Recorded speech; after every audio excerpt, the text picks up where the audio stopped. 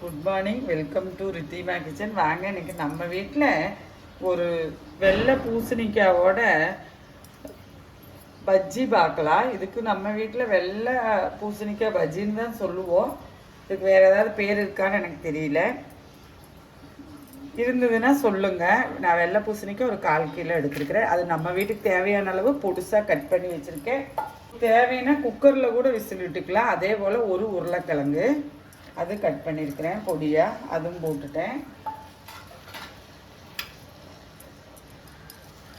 அதோட சின்ன வெங்காயம் வந்து என்னோடய கைக்கு ஒரு கைப்பிடி அளவு, ரொம்ப பொடி வெங்காயம் தான் எடுத்திருக்கேன். அது 2ஆக கட் பண்ணியிருக்கேன், அதுவும் போட்டுட்டேன்.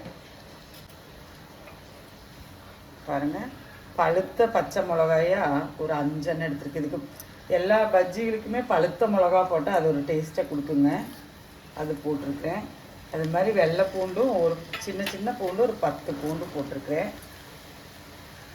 அது மாதிரி தக்காளி ஒரு 4 தக்காளி கட் பண்ணி வச்சுருக்கேன், அதுவும் போட்டுக்கிறேன்.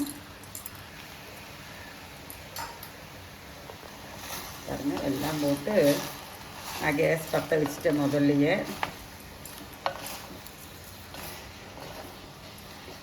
வெறும் சட்டியில் தான். நீங்கள் எனக்கு மண்ணு சட்டி ஆனதுனால நம்ம தக்காளியும் போடுறதுனால அந்த தண்ணி இருக்கும். இந்த டைமே வந்து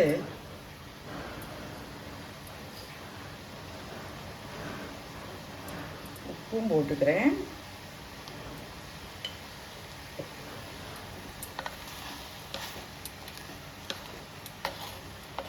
ரொம்ப ஹெல்த்திங்க, ரொம்ப டேஸ்டாகவும் இருக்கும்.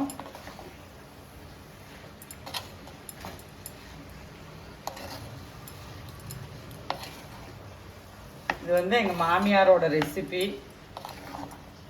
இட்லி தோசைக்கு இதெல்லாம் ரொம்ப டேஸ்ட்டாக இருக்குங்க. அது மாதிரி மில்லட் தோசைகளுக்கு ரொம்ப நல்லாயிருக்கும். கோதுமை தோசைக்கு ரொம்ப நல்லாயிருக்கும். 1/4 ஸ்பூனு மஞ்சள் பொடி போட்டுட்டேன். உங்களுக்கு காரம், பச்சை மிளகா காரம் தேவைப்படுன்னு இருந்துச்சுன்னா நீங்கள் இந்த பச்சை மிளகா கம்மியாக போட்டுட்டு கூட ஒரு 1/4 ஸ்பூன் மிளகா பொடியும் போட்டுக்கலாம். நான் மிளகா பொடி யூஸ் பண்ணலை. அது மாதிரி பெருங்காய பொடி ஒரு 1/4 ஸ்பூன் போட்டுக்கிறேன். பாருங்க, எல்லாம் போட்டு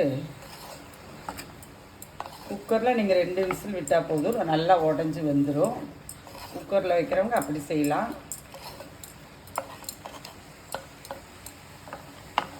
உருளைக்கிழங்கு வேண்டாம்னா உருளைக்கிழங்கு போடாமல் கூட செய்யலாம். கொஞ்சம் சலசலன்னு இருக்கும். அப்படின்னா உருளைக்கிழங்கு போட்டு நல்லா ஒன்றும் கூடி நல்லா கெட்டியாக இருக்கும்.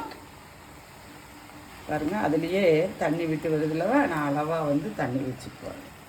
ரொம்ப வரல, ஒரு 1/2 டம்ளர், ஒரு சின்ன டம்ளரில் 1 டம்ளர் தண்ணி வச்சுட்டு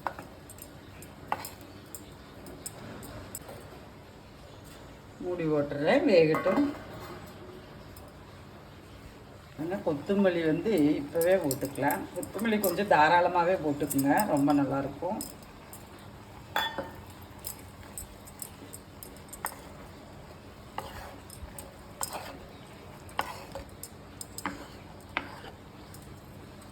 மூடி போட்டுடலாம், வேகட்டும்.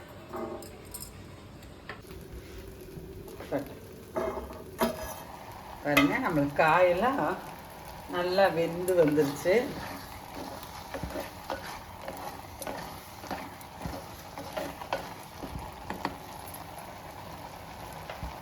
கடைஞ்சிட்டு வந்துடுவோம். நல்லா கடைஞ்சிட்டு வந்துட்டேன். நான் சுடு தண்ணி தான் கொஞ்சம் ஊற்றிக்க போகிறேன். என்ன மஞ்சளாக இருக்குதுன்னு பார்க்க வேண்டாம், ஜீரக தண்ணி என்கிட்ட இருந்ததுனால ஊற்றிக்கிறேன். நீங்கள் சாதாரண தண்ணியோட சூடு பண்ணி ஊற்றிக்கலாம். நம்ம வீட்டில் ஜீரக தண்ணி இருந்ததுனால நான் ஊற்றிட்டேன் சூடாக. பாருங்கள், தாளிப்பை பார்க்கலாம். தேங்காய் எண்ணெய் ஊற்றிக்கிறேன். நீங்கள் உங்கள் வீட்டில் எது யூஸ் பண்ணுறீங்களோ அது போட்டுக்கோங்க. தேங்காய் எண்ணெயில் செஞ்சிங்கன்னா ரொம்ப நல்லாயிருக்கும், ஹெல்த்தியும் கூட. கடுகு போட்டுட்டேன். கடுகு பொரியுது, ஜீரகம் போட்டுட்டேன். அடுப்பு ஆஃப் பண்ணிவிட்டேன். எனக்கு இரும்பு கல்லானதுனால அடுப்பு ஆஃப் பண்ணிவிட்டேன். கருவேப்பிலை,